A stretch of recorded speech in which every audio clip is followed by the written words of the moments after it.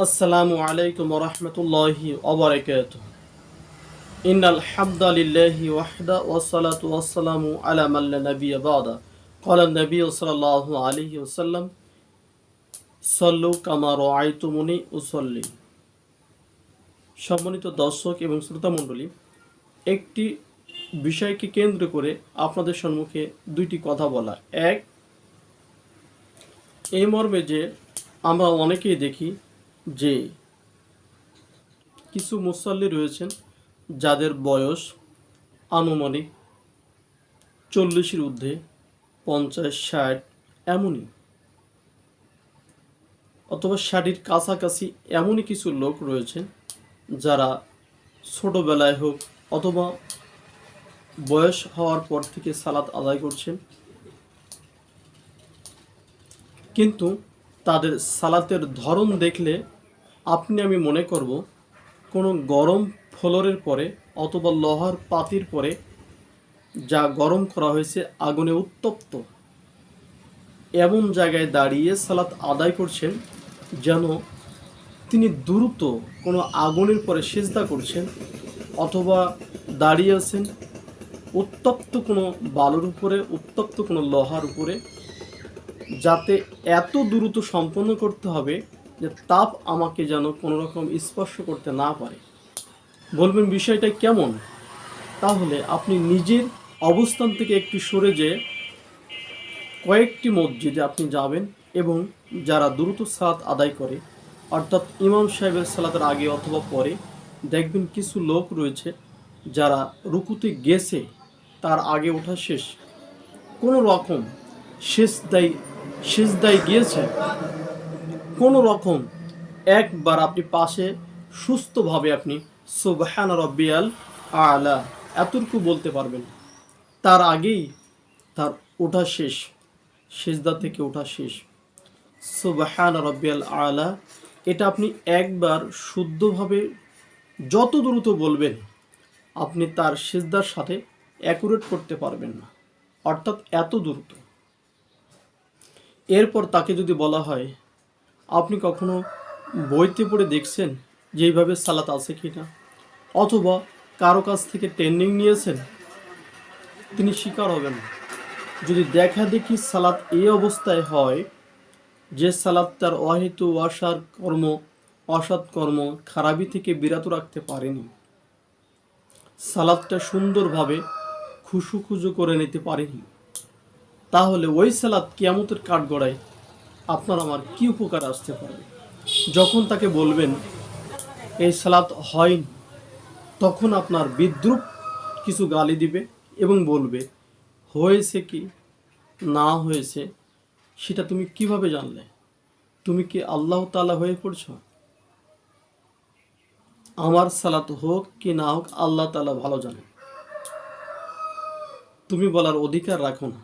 এটা যদি হয় এই দশা, তাহলে ওই যে সাহাবীকে মুহাম্মদ সাল্লাল্লাহু আলাইহি ওয়াসাল্লাম বললেন, তিনবার বললেন, তার সামনে একজন সালাত আদায় করছে, সে অবস্থায় তিনি বললেন আবার সালাত আদায় করো, তুমি সালাত আদায় করনি। আবার তিনি সালাত আদায় করলেন, মুহাম্মদ সাল্লাল্লাহু আলাইহি সাল্লামকে বললেন, সালাম দিলেন, তিনি বললেন তুমি সালাত আদায় করনি, আবার সালাত আদায় করো। এভাবে তিনবার তিনি ফিরিয়ে দিলেন। মুহাম্মদ সাল্লাল্লাহু আলাইহি সাল্লাম বলতে তো পারতেন তোমার বসার আদবটা ঠিক হয়নি, তোমার রুকুটা ঠিক হয়নি, তোমার সেজদাটা ঠিক হয়নি, একটা তো বলতে পারতেন। একবারই মুহাম্মদ সাল্লাল্লাহু আলাইহি সাল্লাম বলছেন তুমি সালাত আদায় করনি, সালাত আদায় করো। আজকে যদি বর্তমান সময়ে মুহাম্মদ সাল্লাল্লাহু আলাইহি সাল্লাম জীবিত থাকতেন, আমাদের মাঝে উপস্থিত থাকতেন, তাহলে লক্ষ লক্ষ কোটি মানুষকে এই কথাটা বলতেন যে তোমরা সালাত আদায় করনি, সালাত আদায় করো। এত ব্যস্ততা যে মহান আল্লাহ সুবহানাহু ওয়া তাআলার সামনে যে যত দ্রুত একটা ফিঙ্গার দিতে গেলেও তো সময় লাগে, অথবা একটা সাইন করতে গেলেও তো সময় লাগে। সেই সময়টুকু সেজদাই নেই, রুকুতে নেই। এটা সালাত আদায় করতে আসছে, আল্লাহ সুবহানাহু ওয়া তাআলা ক্ষমা করে দিতে আসছে, জান্নাত নিতে আসছে। এই এত ব্যস্ততার মধ্যে দিয়ে জান্নাত দিবেন, এই ব্যস্ততা দিয়ে আল্লাহ সুবহানাহু ওয়া তাআলা তাকে ক্ষমা করবেন। এরকম কিছু তুচ্ছ কর্ম দ্বারা আল্লাহ সুবহানাহু ওয়া তাআলা মুসল্লিদেরকে সম্বোধন করে বলছেন, 3 শ্রেণীর লোক কখনো জান্নাতে প্রবেশ করবে না। তারা সালাত আদায় করার পরেও জাহান্নামে প্রবেশ করবে, কারণ তারা উদাসীন ছিল, অলস ছিল এবং লোক দেখানোর জন্য সালাত আদায় করত। যেখানে মুহাম্মদ সাল্লাল্লাহু আলাইহি ওয়াসাল্লাম বলছেন, সল্লু কামা রাআইতুমুনি উসাল্লি, সালাত আদায় করো সেইভাবে যেভাবে আমাকে দেখছো। তিনি রুকু, সেজদা, কিয়াম সুন্দরভাবে করতেন, খুশুখুজু করতেন, যে সালাতের মাধ্যমে আল্লাহ সুবহানাহু ওয়া তাআলা সন্তুষ্টি লাভ করা যায়, যে সালাতের মাধ্যমে আল্লাহ তাআলার দয়া পাওয়া যায়, যে সালাতের মাধ্যমে আল্লাহ সুবহানাহু ওয়া তাআলার কাছ থেকে ক্ষমা পাওয়া যায়, যে সালাতের মাধ্যমে সকাল থেকে জোহর পর্যন্ত, জোহর থেকে আসর পর্যন্ত, আসর থেকে মাগরিব পর্যন্ত, মাগরিব থেকে এশা পর্যন্ত ক্ষমা পাওয়া যায়। অসার কথা, অনেক পাপ কাজ, অনেক সগীরা গুনাহ যেগুলো আমরা করে থাকি, সেটাই মাপ পাওয়া যায়।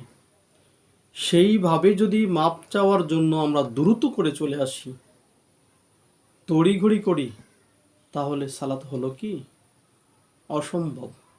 তাই তো বলছিলাম, মুহাম্মদ সাল্লাল্লাহু আলাইহি ওয়াসাল্লাম এক ব্যক্তিকে যদি 3 বার ফেরত পাঠায় সালাত আদায় করতে, পরবর্তী তিনি শিখিয়ে দিলেন এইভাবে সালাত আদায় করতে হয়।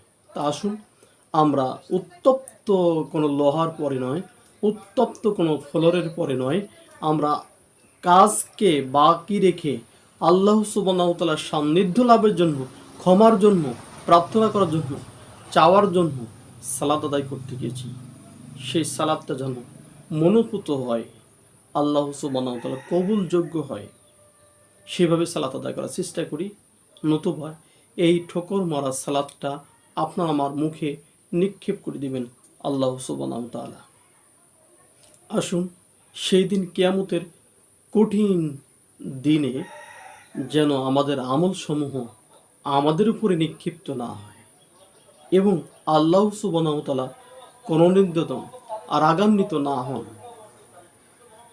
অতএব আল্লাহ সুবহানাহু ওয়া তাআলা সবাইকে সালাতে ধীর স্থির খুশু খুজু অবস্থায় সালাত আদায় করার তৌফিক দান করুন এবং যেগুলো আমাদের মধ্যে ভুল ত্রুটি রয়েছে, যে বেশি পারে, যে বেশি জানে তাদের কাছ থেকে নিয়ে অথবা বই পুস্তক পড়ে, কিতাবাদি পড়ে সুন্দরভাবে যেন আমরা আদায় করা শিখি নেই।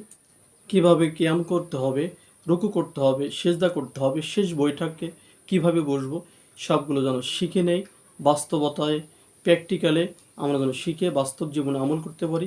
আল্লাহ সুবহানাহু ওয়া তাআলা সেই তৌফিক দান করুন। আল্লাহুম্মা আমিন। আসসালামু আলাইকুম ওয়া রাহমাতুল্লাহ।